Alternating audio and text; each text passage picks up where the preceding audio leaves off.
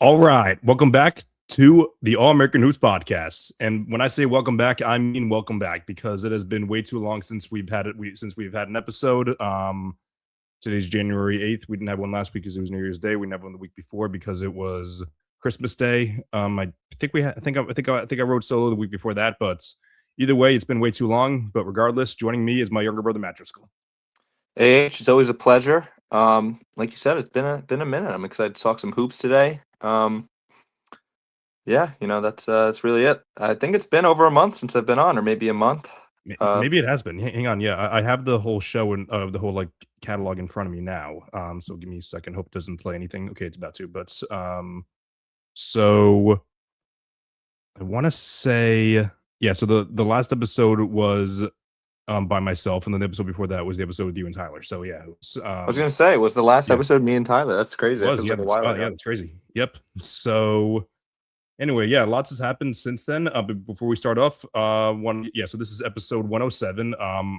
For a while I kept forgetting. I'm like, I forgot to track which episode. I did the tracking right before we started. And it's also January 8th. So happy birthday to Keon Ellis of the Sacramento Kings, to Glenn Robinson and Tony Bradley. Don't even know which team those guys are playing on now. Is Glenn Robinson on the Heat? I don't know. That sounds like it. I have no idea. But and then Calvin Tony Nat, Bradley just got waived. Actually, funny you said that.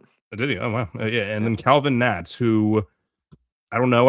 I don't think I've ever seen him play. But no, I haven't seen him play. But like I don't think I've seen him on really anything except for when I make my all-time spreadsheets. That's really the only I see him a bunch because he made one All-Star game and like one All-Rookie team. I think are his two accolades. So those are the only times that I've seen him. Cross sports, happy birthday to Jason Giambi. For being he wasn't on the Moneyball team, but however what we do know is that they couldn't replace Giambi, so they had to make so they had to what the hell's the term like replacing the aggregate. Okay, say it again. Replacing the aggregate. Yeah. So yeah. Obviously Jason Giambi's an all-time great, one of the best peaks of all time. But that being said, they were Mike Francesa's favorite player. What was that? Mike Francesa's favorite player. That's right. Yeah, that's right. I forgot about that. Let's not. Yeah, if I'm not mistaken, I'm pretty sure I heard a stat the other day that said like, I could be dead wrong, but like supposedly like half of the first six best players like weren't even mentioned in the movie according to WAR. Something like that. Yeah, they had a Cy Young pitcher. Barry Zito wasn't even mentioned. Miguel Tejada, yeah, MVP. Yeah. And happy birthday to Mike Cameron, Met legend. I think he was on the team in 2005. I don't even know if he was on the team for more than that. I could be wrong. But also, and then we go to the NFL. There was really no one that I recognized except for Blair Walsh. She's a kicker. We don't need to go into it, but I'm pretty sure that there was a scandal regarding him a little bit ago. I could be wrong. I have no idea. I think he just missed a kick. Is that it? Maybe that's it. Honestly. He missed a kick versus the Seahawks, I believe. Okay. And then to Isaiah Crowell or Crowell. Was he on the Jets? Yeah, Jet legend. He was on the Jets, right? Because I know I first knew him from that Madden game that we played on our iPhone. And he was always like the first. He was like one of the first ones you had to play with before upgrading. So yeah, he was. Oh wait, no, he was on my fantasy team too. Actually, now that I think about it, yeah, he was on the Jets and he was on the Browns, I think. So yeah, so lots of all these guys except for except for Jason Giambi are guys that we're gonna go to at a bar 20 years from now and say like, and just the stereotype of just listing off random role players is like, oh, remember this guy. Yeah, so maybe we'll make that a theme too. But yeah, so here we are. Yeah, I did NBA Max last night, but yeah, regardless, it's great to be back to doing my show for the first time in close to a month now. So we're super happy to be back. All right, so as I mentioned, lots has happened since the since the last episode, especially last night. Towards the end of NBA Max, I got the alert literally right as we were signing off. I got the alerts from Shams that said that Trae Young had been traded to the Wizards. It was actually pretty cool because like we were literally, Tony literally said like, he's like, "Oh, are you recording tomorrow?" Because that's what it usually does at the end of the episode, and then we sidetracked a bit like we always do on NBA Max. Then I said, "Oh, breaking news: Trae Young just traded to the Wizards." And then we talked a little bit about that in the beginning of the episode because we knew it was going to happen anyway, so it wasn't really that breaking. But it was still pretty cool because you know how much we love breaking news on the pod. But yeah, so Hawks All Star, a former Hawks All Star, 4-time All Star, more specifically, he was traded to the Washington Wizards for C.J. McCollum and Corey Kispert. Um, Trae Young, who one day was considered like top 20, some people even had him top 15. I don't think I ever had him that high. I was I feel like I've always been like on like my opinion on Trae Young is kind of varied like to what the public thinks. You know, like in the beginning of his career, I feel like he was a little overrated because people like were super impressed with his size and being able to carry such a great offense. But then I feel like his defense held him back. But then after that, he led his team to the conference finals. So so I started to like him a little more. But then people trashed him. So I don't, so like I've always had like a complex thought about Trae Young because I've always been like back and forth because while yes he is like a very bad defensive player, I'm someone who's always been well, not I shouldn't say always because again that's a contradiction, but like I'm someone at least for the past couple of years has said, hey, listen, this guy's still a great offensive player. He's a walking 29 and 9 when healthy. So but that being said, the league, more specifically the front offices, clearly didn't value him as much as I would have because if I'm the Hawks GM, I'm pissed because you probably could have traded Trae Young earlier and gotten much more for this, but instead you only got an aging teammate, CJ McCollum, who granted is having a pretty solid year with the Wizards, and Corey Kispert, who Ivan, if I'm being honest, Ivan, like, yeah, Matt's going to be able to speak on Corey Kispert more than I am probably, um, but yeah, just to get like absolutely zero trade value back from him, zero draft capital, more specifically, is absolutely wild. So I kind of gave my I gave the facts, but I gave my very um base level opinion. So Matt, wanted to know what your thoughts were on this trade. Yeah, you kind of touched on a lot of good points here. To keep it simple, the Hawks are just a better team without Trae Young on the floor. Say what you want about where you have him ranked um, in the league, like what number player, but simple enough. The Hawks timeline does not fit the Trae Young timeline. Um, Granted, he's still a very very good offensive player. The Hawks' offensive rating with Trae Young on the floor was ranked fifth in the league. It was 119. However, he's might be the worst defender in the league. The defensive rating was ranked 30th, which defensive rating was 126. So they were at a net negative at minus 6.8. With him off the floor, their offense took a dip. With a 113 offensive rating, and the defensive rating was way way better with him off the floor at 112. So their net rating would have been 16th with him off the floor. So they're a pretty like solid mediocre team with him off the floor, but very bad team with him on the floor. Their net rating was 25th in the league with him on the floor. Um, their defensive rating with Trae Young with Trae Young off the floor is similar to the Orlando Magic, who's known as like a pretty good defensive team. That's kind of their identity. And the Hawks defensive rating with Trae Young on the floor this year is 30th out of 30 teams. The Jazz are last currently right now, but if Trae Young played every minute of every game, the Hawks would be dead last. Um, he also has been hurt all year. I mean, like you said, Chris, I think you're a bigger Trae Young fan than I am. I have made fun of him here and there, especially he's on my fantasy team this year. He played in 70, I think 75 games last year, 92% of the games last year, and this year he's played in less than a quarter of them, which is awesome that I drafted him in the second round. And Trae Young got to play with Jalen Johnson and Kristaps Porzingis a total of 42 minutes this season. Oof. So literally a total of one game. It's kind of a shame that they didn't really get to test out, Jalen Johnson's emerging into a star, and Porzingis is, their big free agency signing or a big trade, big move this offseason. But yeah, it was the right move to move on from Trae Young. They probably waited a little too long to do it, clearly, because they only got Corey Kispert and McCollum back. Saying all this, saying all the negatives about Trae Young, he is still a very, very good offensive player, and it's an awesome move for the Wizards. They barely gave up anything. McCollum's on an expiring deal. Kispert is a solid player, but I mean, you give him up for a player like Trae Young any day of the week, and you keep all your draft capital. The Wizards have been playing better. I think there are, I want to say 6-6 in the last 12, or 6-7 in the last 13, something like that. Right. Um, but they have been playing better. I wonder how much Trae Young is going to play for them because he is lingering with that hamstring injury. I wonder if they're just going to shut him down and build for next year. But I do like this move for the Wizards. I do like this move for my over 20.5 win total for the Me Wizards too. this year. That moves the needle a little bit. But I think, sorry, I'm rambling here a little bit, but the Wizards You're have good. a very, very solid young core with Bilal and Trey Johnson, and Alex Sarr is becoming a star right in front of us. Very, very underrated player. I feel like nobody Right. really talks about him right now. And I think Trae Young is going to be a good veteran for those guys. It seems like a lot of his old teammates like playing with Trae Young. He doesn't really give a lot on the defensive end, but he seems like a good guy at least. And he's a good mentor for a player like Trey Johnson, who's very good offensively. So we'll see where this goes. We'll see if the Wizards keep him for his entire deal, or if they try to move on from him eventually again, which I think it'll probably be virtually impossible to do due to his contract. But I don't hate the move for the Wizards, and the Hawks kind of had to cut their losses. Yeah, so Trey has a player option after this. Is it after this year? Yeah, Yeah.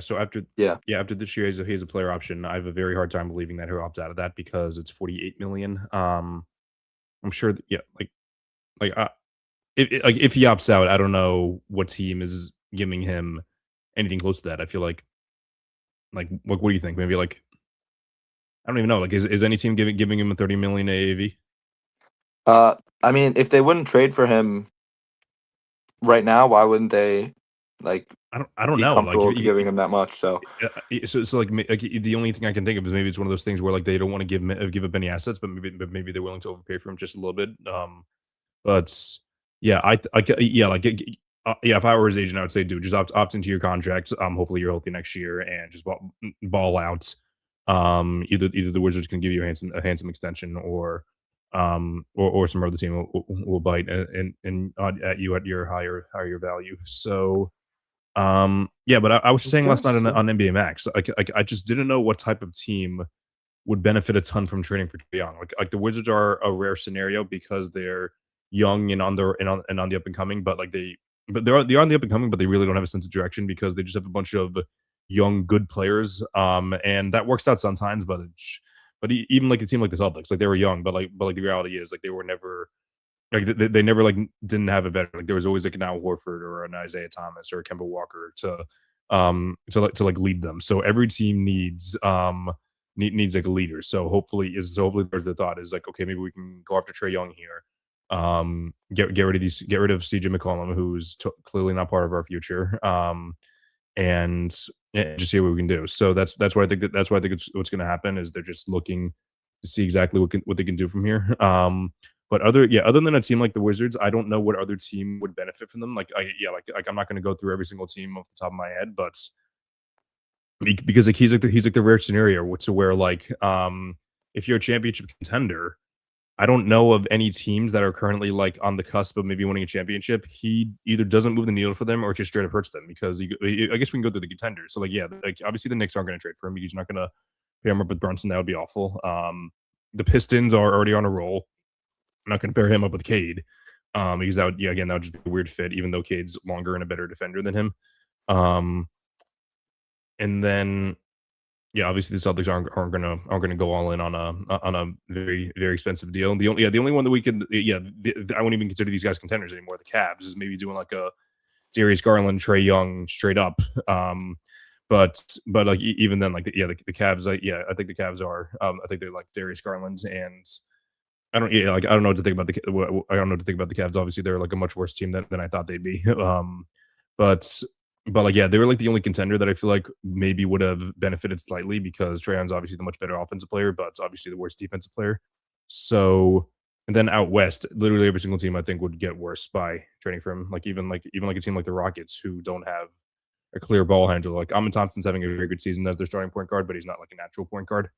Um, but every other team, the Lakers, the Thunder, the Nuggets, all those guys have like valid point guards, and every other team that like isn't a contender. Why would you be paying that much money for a guy that's just not gonna bring you to the promised land? So I understand why his trade value was low, just because he isn't someone that's gonna like change your franchise for like the long run. He'll sell you tickets. He'll have some fun moments, but at the end of the day, especially under like the second apron, it's very very hard to build around smaller guys.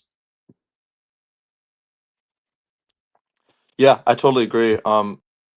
That's why I think it's it was a good move for the Wizards. They're not contending right now, and I think he'll just be a good locker room guy and a good Mhm. mentor for the young guys. Sure. Yeah. Cool. Yeah. So I don't. Yeah. I don't know how much we'll see. How much of Trae Young we'll see this year. Yeah. Like maybe he's thinking like I'm just gonna rest up the rest of the year. Maybe even the training room is saying like, hey, listen, dude. Like I know you're banged up and we're just in a bad spot. So just maybe they'll play him a little bit towards the end of the year just to say like how like let's see how you can play with these guys and see who we want to hold on to if it works out. But yeah, other than that, I just say, dude, we already know how good of a player you are. So let's just, but we're stacked with a team of young guys. So let's let them run a bits and then see who we want for the long run.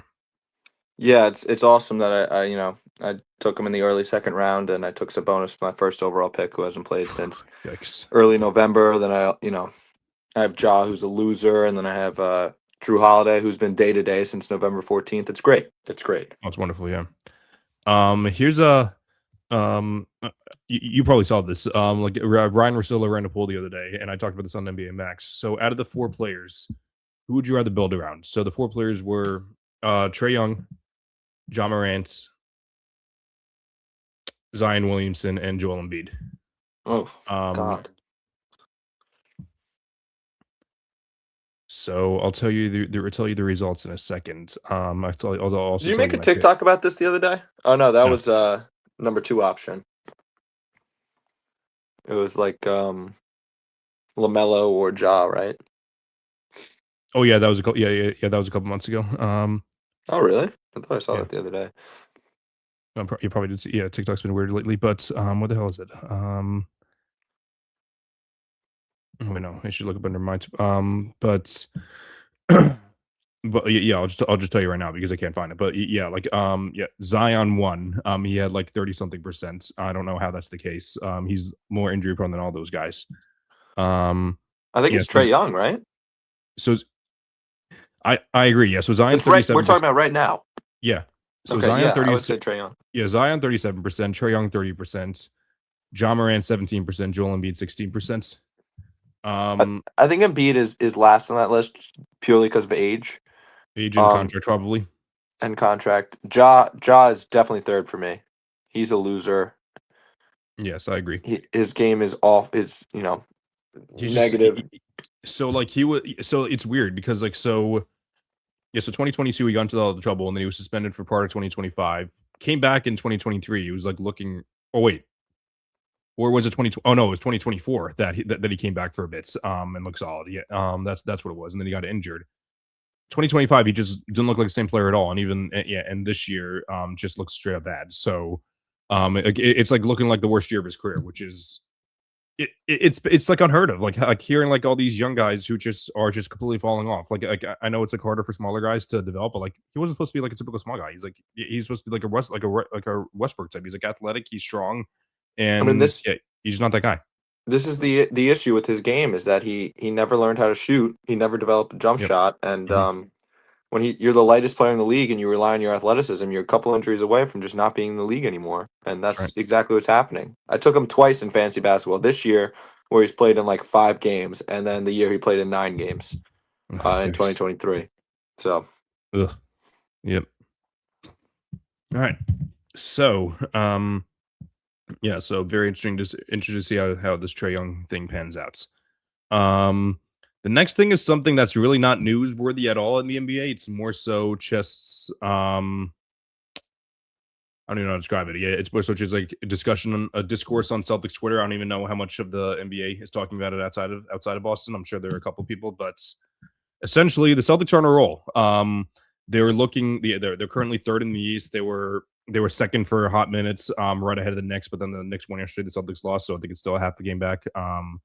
But the Celtics are looking like an awesome team and contender in the East because on the back of Jalen Brown, he's looking like an all like I'll say it like we were talking about last night. Like I think he's an all NBA first team caliber player based on the way he's playing. He's averaging like over 30 points per game now, putting like on solid efficiency, still playing very good defense. Derek White had Derek White had a very slow start of the season, but has been awesome since. Still like his efficiency numbers are pretty low, but for the whole season, but like he's still been very solid lately. I think his on-off numbers are insane. I think it's like a 10 point difference. Neemias Queta he was like the fourth string center for the Celtics last year, starting center this year. He's been very, very good for like playing his role much. Definitely someone that I'd be interested in bringing back as like a backup center, probably. Who else is on? Who else am I missing? Anthony Simons, though inconsistent, when he's hot, he's really having his moments. He's really having a great few weeks. Alongside, who am I missing? Ugo Gonzalez. Was he a first round? Yeah, he was first round, right? Yeah, he was 28th. Yeah, 28th. Yeah, the 28th. He's been someone who I criticized the pick. I said that wasn't a good pick by Brad, but he's been very, very solid. And even though, Peyton Pritchard and Sam Hauser, they've been kind of disappointing this year, but like, regardless, I've been Sam Hauser's been better as of late, actually. But Same with Pritchard.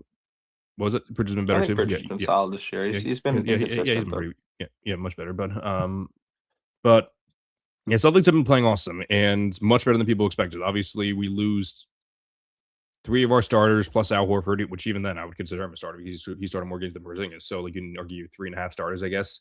And one of them being Jason Tatum. So obviously this happens with everyone. Like obviously if this happens with it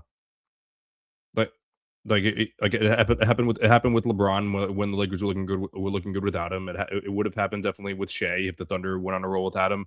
So I don't want to take the whole angle where like, oh, it's only Jason Tatum. But I will say it happens more with Jason Tatum than anyone else in the league. That if his team goes on a run, it's the Celtics are better without Jason Tatum. And frankly, I don't know why I still get annoyed by it because I know that Jason Tatum is like an easy target because like he's corny, he's not really cool, which I think he's very cool, by the way. He's not like the stereotypical, which is like alpha male, Kobe Bryant, LeBron James, Michael Jordan, Magic Johnson. He's not like those typical guys. So people would say like he's not that guy, even though time and time again he just wins every single year, puts up great numbers, plays in every game up until this year. And he's the definition of a franchise player. And just because the Celtics are playing better this year, no, they're not playing better this year. They're playing better than expected this year. They think that it's a whole indictment on Tatum. So I have much more to say, but I don't want to clog up too much. So Matt, what are your thoughts on this whole discussion going on? Yeah, I feel like you mentioned it like a lot. This happens a lot when like a star is out and the team kind of has like a new identity because the star is out. And the Celtics always find a way to win games. I remember we talked on the over under pod.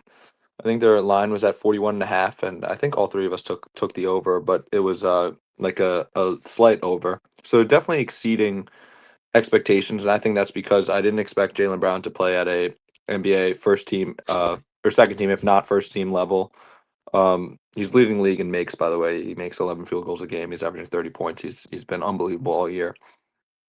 And a lot of the young guys have stepped up. We saw a leap from Jordan Walsh. Ugo Gonzalez is contributing, like you mentioned. But I think the main thing is that Joe Mazzulla is just an elite coach. His offense is truly unbelievable. I watch TikTok breakdowns of the sets that he runs and the back screens and the flare screens and everything like that. It's unbelievable. It's literally like a chess match that he's playing and winning almost every night out there.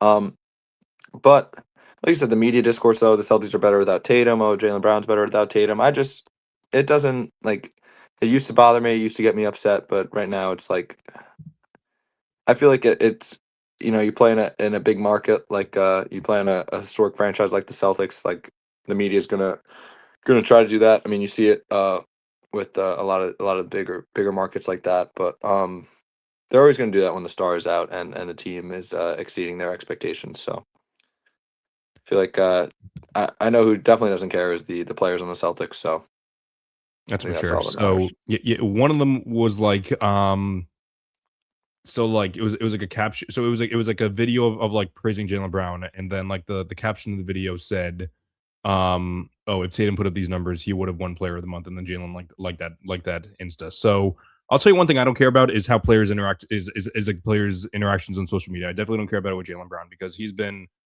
I'll say it. He's been an idiot on social media for a while because he also tweeted out like SMH like when Derek White made the Olympic team over him. He very oftentimes it's like very oftentimes I'm just like, dude, what are we doing here? But that being said, it hasn't ruined the Celtics locker room. I've learned a long time ago that like I don't know what goes on in locker rooms. And Jason Tatum clearly doesn't have a problem with the way that Jaylen Brown behaves on social media, which I won't say behaves because it sounds like it's like him. It's not like he's like posting anything inappropriate or like being like it's just like passive aggressive comments or likes or retweets. So like obviously it doesn't bother Tatum. Or if it does, like it doesn't affect their play at the very least, which is all I really care about.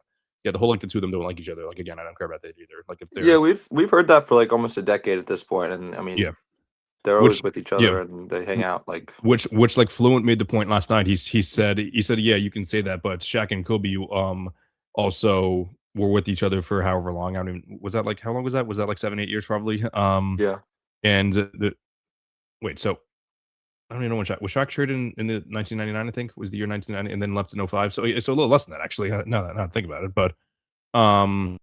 but so yeah, just that whole the whole notion and at the end of the day, yeah, like I'm not here to trash Jaylen Brown whatsoever. He's having an awesome season, and I'm obviously someone who's defended him since forever, but more specifically, like I was like the lone trooper. Me and myself and or even Move Social, we were like the only ones defending defending the contract that was signed, like his extension, like after 2023 when he had like the worst series of his life. But he came back, won Finals MVP, did all that, proved everyone wrong. But at the end of the day, I do think there's levels to this, and I don't think that he's on the same level as Jason Tatum as far as it goes for at their peak. I don't know what Jason Tatum is going to look like when he comes back, but if Tatum comes back and hopefully eventually he gets back 100%, it's not going to be this year. Hopefully next year he comes back 100%, which I think is possible, especially if he comes back this year. But yeah, there are levels to this, and like just like the whole notion that things are going to get screwed up with Tatum coming back. I just don't buy it. Mainly just because the Celtics haven't played a playoff series yet. Like this team is fun. It's everything like that. I think they, even without Tatum, I think that's they're like a couple lucky bounces away from making the finals, and I don't think that's outrageous to say. I think it's outrageous to say that they can win the finals. They can beat either the Thunder or the Nuggets or the Rockets. I think that would be a far stretch without Tatum. But yeah, at the end of the day, it's just nonsense, in my opinion. yeah. Who's to say that Tatum can't come back at 100% this year? I do disagree with you on that. I mean, Okay. I think the surgery right after the night of the Achilles, and he's getting the best treatment he possibly can for Definitely a true. human. Yeah. So Absolutely. Yeah. we'll see. The East is weak. We'll see. Absolutely. All right, so this is going to be a very short podcast episode, actually, because the plan was to do mailbag today. We have three we have three questions. We can dive pretty deep into each of them. I know that two of them are from Matt's friends. Did they tell you what they were, by the way, or no? No, I didn't ask. They didn't tell you anything. Oh, perfect. Okay, so No.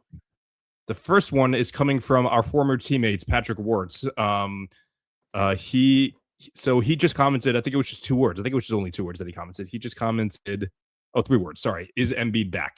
So let me pull up the stats. So I'll go from December 12th, in which he's played 1, 2, 3, 4, 5, 6, 7, 8, 9 games and has missed 3 of those, which I'm not blaming him for missing those games. But in those 9 games, he's averaging 29 points, 8 boards, 4 assists, a stock and a half, 52.3% from the field, still pretty weak from 3. Nothing on true shooting, but obviously just looking like playing his best basketball for sure since 2024, like before he got injured. So obviously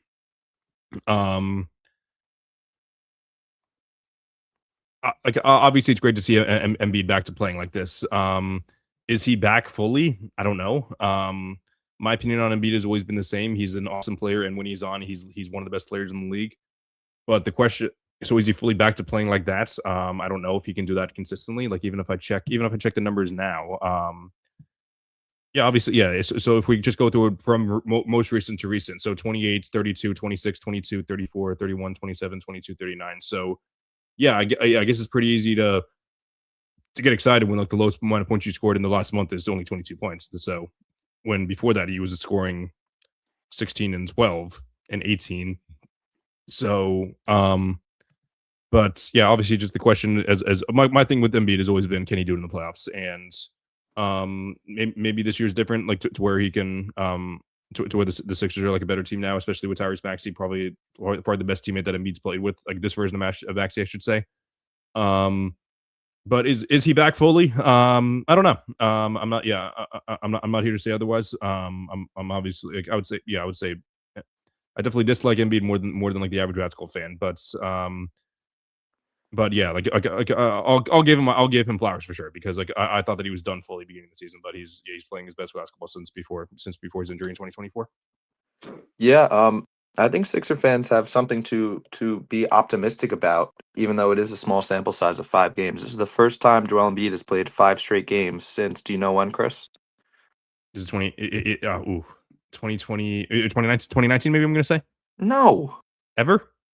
no, No, 2024, Chris. You don't think he's played 5 straight games I don't in know. his since Okay. the Knicks series in 2024? I hate when I The Knicks ask series. somebody a Okay, question and they overshoot it. yeah, that's right. Okay, yeah. I definitely dislike Embiid more than the average person. The fact that I thought that he hasn't played in more than 5 straight games since I'm like, oh yeah, I 2019, guess. since Trump's first term. That's when you think Embiid played 5 straight games. Um, but I think, obviously those 5 games, the Sixers go as far as Embiid goes, and I think that's always been it. And I Mhm. think even more now, even though he isn't the number one option anymore, it's clearly Maxi, and they do have younger guys like Edgecombe to play through. But I think the biggest takeaway from these 5 games isn't that he's averaging close to 30 points a game at 28.4, or his efficiency's back up, and he's averaging 8 rebounds, and he's dishing the ball again. He's averaging 5 assists. I think the biggest takeaway is the minutes played. He's playing 34 minutes a game in these last Huh? 5 games. So, Okay. and they beat. I mean, they haven't beaten a ton of great teams. They beat the Wizards, the Grizzlies, and the Mavericks in these 5 games, but they also beat the Knicks. And the Yeah. Knicks were without Josh Hart, but they kind of like soundly beat them that game. It was back and forth a little bit, but the Sixers pulled away, and Embiid played a great game. With playing against Karl Anthony Towns, who usually does a okay job against him, and Mitchell Robinson, who's an elite defender. But I don't know if he's back. It's only a 5 game sample size. I think if you could get this version of Embiid, or a slightly less version of Embiid where he's giving you this production in 25 minutes instead of having to play 35 minutes, not that points, but this efficiency in 25 minutes, I think the Sixers are an exciting team. I don't know if they could come out of the East. I don't think so, but they wouldn't be a team I would want to play if Embiid's fully healthy in the playoffs. So they're currently the 5 seed, a game and a half behind the Raptors. I think they're clearly worse than the Pistons, the Knicks, and the Celtics. I'd still take the Cavs over them in the series. I would take them That's over the Raptors though right now. I would take them over the Raptors. I agree. I'd probably take them over the Magic too. Yeah, they've been better than expected. Damn, so they're the 5 seed. So if they beat the Raptors right now, they'd have to play the Pistons or the Knicks one. The Pistons. The Pistons are first. By 4 games. So Oh yeah, I forgot the Knicks have been sliding recently. yeah. So yeah, I don't know. Yeah, I don't know. I don't know what to think about the Pistons, because like they've clearly been the best team in the East this year. Like not even close, but it's kind of similar to what the Cavs were last year, to where they were, to where like at this point last year, the Cavs were the clear best team in the East, like record wise. But like everyone knew except me, and like except me apparently. That like they're like they weren't. They're not like your typical 1 seed, and I feel like that with the Pistons this year, because even though I love Cade Cunningham, like everyone else is just a solid player who does their role really well. But like when you run into like a veteran team, I don't know if the Sixers would be considered that. Obviously Maxey and Embiid have a lot of playoff experience at this point, but along as does Paul George, but obviously he's not what he used to be. But so like I don't know if like running into like a into like an experienced team would screw up the Pistons. So I'm only rambling on to justify like a far Sixers run, by the way. So I don't know. Here's the Yeah, thing with the Pistons. I think are a definitely a better team. This is just to appease to yes, Drew Fitzpatrick and Pat Wirt right now. I will pick the Pistons in that series every single time. But the thing is, with the Pistons, you like you said, they have Cade Cunningham, who's a star, who's a top 10 player in the league. But then you also have everyone else who's just solid at their role. Like if you look, I watched a couple of Pistons game this year. The end of games, Cade drives to the rim and there's 3 or 4 guys on him, and he has to make the play to kick it out. And then you're relying on solid role players like Duncan Robinson or even like Denassus Jenkins to hit a big shot, which they can do it, but I don't know how reliable that is to make a deep playoff run. I think that they're right. still a like a very very solid number 2 away from being a true contender. Definitely agree. It'll be interesting to see how things go the rest of the year. But yeah, hopefully Embiid stays healthy because that's the entire thing too. Is yeah, Yeah, he's that's like it. because like earlier this year he was healthy but like just rusty. But like now he's healthy and playing well. So yeah, hopefully he stays healthy to see what happens there. But yeah, like you said, they go as far as they say. I'm gonna save the question from your other friends until the end of the show because it's but for this one, this is from Silence NBA, who tags me in a million things a million things a day, by the way. He said, how great would the impact be if the league suddenly reverted to all its rules back to what they were in the 90s, allowing hand checking, no 3-second rule, no Euro step gather, step allowed, travel, to name a few. How better would it be for the league? How great would the impact be? Oh, I think it would be a huge impact if they went back to 90s rules. Because wasn't there like no like there was like a legal defense where you couldn't help if a player was posting up and Something like stuff like that. that. Yeah, Like I think the game would be played way differently. I think the whole hand checking argument is a little overblown though, because I feel I like agree. if you have the reputation of being a good defender, you get away with hand checking today. Like even from the Celtics side, like Jaylen Brown gets away with it. When Drew Holiday was on the Celtics, he gets away with it. Um, and I mean, like guys around the league, like Lou Dort hand checks. A lot of guys on the Thunder like that. Like a lot of the elite defenders, still hand check and get away with it. The no defensive 3 seconds would be extremely different, though. I believe. Absolutely. Because you look at the Olympics, like guys like Rudy Gobert and Wembanyama would just sit in the paint on France. I think that would be something similar to that. How good would Rudy Gobert be? Where would he rank in the league It'd in be no three elite. seconds? He would be. So I think so I think he's like top. I think he's probably like around top 50ish now, even though he's playing better this year than last year. I feel like probably maybe like early 40s at his best. But like yeah, I feel like he'd be easily like inside the top 30. If that were the case, but he's also worse offensively than he was at the beginning of his career. So yeah, I'll say that. But Sorry, no, that's not true. who Like, submitted that question? what was it? Who submitted that question? Silence NBA is his name on TikTok. He doesn't. Is that your burner? So you could have do Rudy Gobert propaganda today? Obviously, yeah, of course. Like I don't need a burner to mention Rudy Gobert. Could have easily just done that usually could have done that with the Embiid question. Um, all right. So last question is from Matt's friend Cameron Cooper, and I loved this question when I saw it. His question is: need an NBA comparison for each Driscoll. Oh, I like that. Yeah, great one. So Matt and I each have our own. And I'm sure we can add more. Yeah, I'll say mine. So mine, we play basketball. I don't play as much anymore, but we used to play basketball. Matt still does. I used to play basketball a lot on Wednesday nights at the St. Dennis Court in Manasquan. In which I would always have my Al Horford jersey on because I'm very similar to Al Horford. I just like I set a bunch of screens. I do a lot of pick and pop. And A yeah, young like Al Horford, the mid range. yeah. The mid range, I always guard the other team's best big man. And yeah, like neither of us have a really good handle. But yeah. At the end of the day, I was mostly there just for vibes. And Horford's there for more than just vibes. I'm not saying otherwise. But at the end of the day, like You were that's a winner like Al.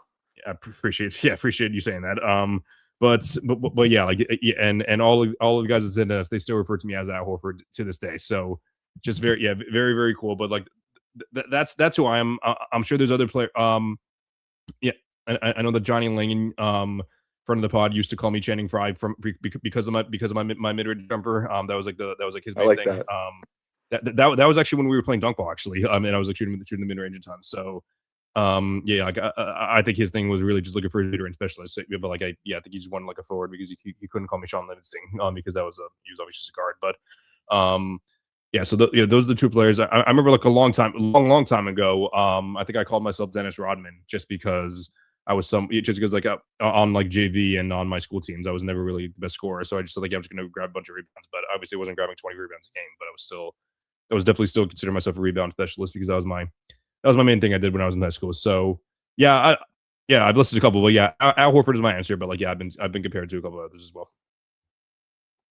I think that's your comp. I'm trying to think of one for John. Um, I have a couple So for myself, but for John, I'm thinking he plays more like a guard than a yes, guard, like a 2 or a 3, sometimes a 1. hmm And he also likes the mid range. You could tell we grew up playing in the driveway where we could shoot from the left side. If we shoot from the right side too deep, it would hit the telephone wires. that's right. But Yeah. I was thinking without the foul grifting, he is like SGA a little bit, where he Okay. drives and he likes to turn around mid range on the baseline a lot. He's good around the rim. So I was thinking like SGA a little bit. He uses his body a lot when I'm guarding him to bump off. I don't know if you have any comparisons. I don't know. I know that he used to say Malcolm Brogdon, because he'd always smoke his layups. But like, no, but like even like saying the good things, like like he's a very good 3-point shooter. He's a good slasher. Yeah, plays solid defense. So like just a guy that can shoot threes and good at driving too. So yeah, Shea's definitely a good comparison there. I feel like like obviously at his best, I think he's better. He probably better than all of us. But like I still feel like saying he's the best player in the world is a bit of a cop out. So is there anyone Me else that saying we're missing? SGA is a cop out for John. Yeah, Yeah, honestly, I was talking yeah. about just pure play styles. Like Yeah, of I'm course. trying to think of I know you are, but like, is there anyone else who's like a great driver and three? Like, like obviously there's who's great at both. So I don't Jalen know. Yeah, Brown. like, yeah. I don't need to spend I don't need to spend the next 5 minutes Jalen thinking Brown, about it. But he's he's definitely but he's he's definitely not that better. athletic though. You know what I mean? Like Well, Jalen he's not that Jalen athletic, uses and he the. also doesn't hold on the ball for 5 minutes at a time as well. Like Sure, and that was more of he's a much me. he's much he's much quicker with the basketball. So um yeah, I feel like Jason Tatum is actually a better comparison than Jalen Brown, honestly. Probably. Well, Yeah. really, I think we're being too nice to John here. Tatum and SGA as his comparisons. um, Um, and then yours, obviously. yeah, my friends say.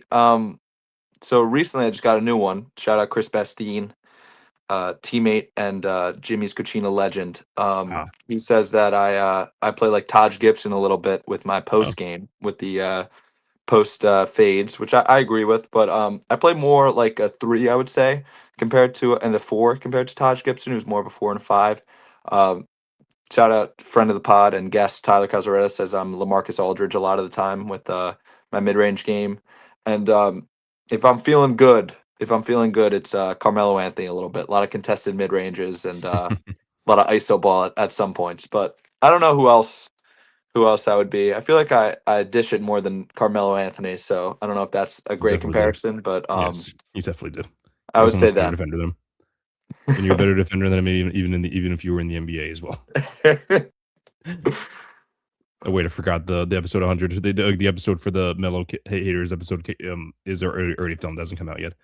I'm pulling Oh, up I forgot the. to mention this is our first pod since you went Hollywood on us. It is, yeah, that's right. Yeah. I wasn't going to talk too much. Yeah. I was. I'll mention it now, but I'll mention it now because we're towards the end of the show now. Hold But on, yeah, Chris. Before you mention it, LaMarcus Aldridge only averaged 1.9 assists for his career. I think I need a new really, comparison. Yeah, I didn't realize it was that low. Oh my god. his high was 2.6. Okay, that's wow. I didn't realize it was that I think I high. need I think I need a new comparison than I that. agree. I Well, 100% I'll agree. work on that. Yeah. Wow. Okay. Yeah. So as I mentioned subtly, and as Matt clarified, yeah, I was on House of Highlights Clash, aka one fan versus 10 haters. It was So obviously I did the recording. I mentioned I did the recording. I think it was on December 9th. It was a Tuesday afternoon. It was like I talked about it. Yeah, it was an awesome time. Was able to get to the city. Hung out with a lot of the other haters in the waiting room. Just talked a ton of shop. Right before then they brought us to the studio, and then they brought in the hero, they called him, like the one fan they called the hero. That guy is Tyler Britton. I don't think I didn't mention his name at the time, but he was former guest of the All Market News podcast. In one of my favorite episodes ever. He was he's a big list guy too. He doesn't do lists as much as I do, and doesn't do as much anymore. He's mostly just a content creator as far as it goes for diving into film and YouTube videos. He also has his own podcast as well called the Hoop NU podcast. He does with someone else. He's been the biggest Nikola Jokic fan since I can remember following him. I remember like one of our first interactions was going back and forth with him. I think it was like in 2022. I want to say maybe it was either 2022 or 2023 when he tweeted out that Jokic was the best player in the league, and then I said, listen, like I don't dislike Jokic, but he's definitely not better than definitely not. I say he's not even top three, and then he's like, no, it's disrespectful in 2022 to say he's not top three. I'm like, no, he's not better than. I said no. I was like, no, he's not better than LeBron, Giannis, or KD, and then that was kind of the end of the exchange. But yeah, obviously since then he's become the best player in the league and looking like it. Hopefully he gets better soon. So it continues looking like it as well. But yeah, he was awesome. I posted a clip of the of one of our debates yesterday. And we're having him on the show next week. So yeah, we'll definitely dive more. Yeah, we'll definitely dive more into the details. But yeah, he came prepared. Yeah, he came with the receipts. He knows all the stuff. Like he has a top 100 all time list, just like I do. Very different criteria though. He actually has Al Horford in his top 100. And yeah, he's like very that much. guy. Yeah. We got to watch him more. Yeah, he's very much focused on like the. So like I focus a lot on like the big picture stuff. Like I look at accolades a little more than much more than he does actually. He doesn't look at accolades at all. But yeah, like I look at like a lot of the winning aspects of it. I look at the not just winning, but contributions to winning. But yeah, he looks like a lot of the stats, looks at a lot of the film. So that's where our differences are there, and I don't think he's wrong at all for thinking that. But yeah, he obviously he looks more into that than I do, and he has more time to look at than I do as well. That's not true. That's like I don't know about that actually, but regardless, so he's an awesome content creator, and he's an awesome guest on the show, and like definitely one of the better fans as far as it goes for being the one fan. Knows a lot of his stuff, and everyone else is great too. Like I don't know if there's anyone else that is famous per se, that like anyone else in the audience would know. I know the two guys that do the brackets in the suits. I think they're called. I forgot what their names are, but yeah, like they were on it. And one Freddie is another guy. He's a Knicks guy. He's pretty well known. But yeah, it was an awesome experience, and also just awesome seeing all the comments too. I think yes. So I commented on the video just saying like, oh, thanks for having me. And then my one comment to that comment was someone saying, I wonder how they got so many idiots here. So I don't know if that was a comment towards me or if it was just towards everyone else, but regardless, I love it. But that shows I did my job as the hater, which I'm going to talk with Tyler about it more. We're going to talk more about it with Tyler next week. Yeah, like I don't consider myself a Jokic hater at all. Like maybe I would have been considered one before his ring, but yeah, like I just did it to take part in the experience, and it was a ton of fun. Chris, I have a very, very, very generous comparison for me. Okay, go ahead. Extremely, extremely generous. Okay. All right. Minus the efficiency. Okay. This is just, which is a huge part of his game. But this is just. Are you going to say Kawhi Leonard? No. Okay. No. I don't think he's a better player than Kawhi Leonard. Oh, he's better than Kawhi Leonard. Okay. I mean, like play style. Okay, like he could shoot. Yeah. He shoots the three, but it's he shoots a good amount. Well, at the time for his time, he shot a good amount of threes. He shot the mid range. He had a little bit of post game. He was a big wing, and he could play make a little bit. Okay, so big wing and could play make a little bit. And he played in the 80s. Larry Bird? Yeah. I think Okay. minus the efficiency, which is the biggest part of his game. So Larry Bird was a master of everything at the basket. He's also the, like, outside of LeBron and Jokic, he's also the third best non-guard passer of all time as well. So Okay, listen, Chris, ready? You're a good passer. I'm not saying you're not, but like Larry Bird was a master at everything offensively in basketball. yes, And I'm okay at everything offensively. okay, I'm not great at anything. Yes. That's my edge. I could do a little bit of everything. Not great. I'm a jack of all trades, master at none. He was a master at everything. Okay. See, I laughed when you said Kawhi Leonard. I was like, that's ridiculous. And I'm like, I'm picking somebody that's better than Kawhi Leonard. Maybe we'll stick with Taj Gibson for now, and then we'll think about somebody else. How about for John, prime Pete Paul George? I like that. Yeah. I was thinking Paul George too. Like similar thing, like kind of does a lot. He's a little more ball dominant than Paul George, but yeah, I just feel like it's pretty close. Yeah. All right, so yeah, we went a little longer than I thought we would. Yeah, I was once we got to the mailbag, I was like, oh crap, we're gonna go like under 40 minutes, but like now we were able to babble a little bit longer. So yeah, great question from everybody, especially Cam. Shout out big Celtic fan Cam Cooper. So shout out Rhode Island. No, I don't. Yeah, I wasn't really familiar once I saw him, but like once you mentioned him, I'm like, oh yeah, I remember Cam. But yeah, we're obviously very happy to be back. Next week, as I mentioned, Tyler from Hoop Venue, aka the one Jokic fan from last week's episode of One Fan versus 10 Haters, will be coming on next week. So we're very psyched about that. And after that, I've been in contact with a couple of the other guys from the studio, from the other haters. So hoping that they can join us eventually. And I think they will join us eventually because. Obviously, obviously the past few weeks have been able to record a lot, but even like during the time, like we really haven't had a ton of actual guests on outside of our close personal friends, which obviously we love when we do have our close personal friends on, but we're trying to see if we can get more actual content creators on. So and I also think it's going to be easier once football season's over as well because people are focusing more on hoops. So definitely excited for that. But one more announcement. So down in the graphic below, as you can see, it says check out additional content. So it says Primetime Sports Talk. I haven't made an official announcement yet, but however, Primetime Sports Talk, the business will be closing. So I will no longer be writing for that website. But however, just as easy. I reached out to my mentor Tony Sportsfluent, the producer of the show, to see if I could put him down as a reference for when I do other blogs. He's like, dude, just write for sportsfluent.com. I'm like, oh, okay, that's just as easy. So I wrote my first article for them, my power rankings, and it's also gonna be just as easy this time because when I publish, I have the power to publish it this time, not just Nitz the editor. So so check out my column, not at Primetime Sports Talk, but on sportsfluent.com. So I'll be I'm gonna say that again once I do my end spiel, but yeah, that's my announcement. Is sportsfluent.com is my new blog, and I'm really excited to not just be I'm already on the Sports Fluent team, but just to continue to expand my role within the Sports Fluent team. So I'm very excited for that. But anyway, Matt, always a pleasure. Thanks for coming on. First episode back in a minute, so we're very excited about that. But this has been another episode of the All American Hoops podcast. Be sure to follow me on all social media platforms at All American Hooper on TikTok and on Instagram with zeros, at American Hooper on Twitter, and be sure to check me out on Wednesday nights at 8 p.m. On NBA Max with Ori B from Hoop Social, with Jalen Carr Music, and with Tony, aka Sports Fluence.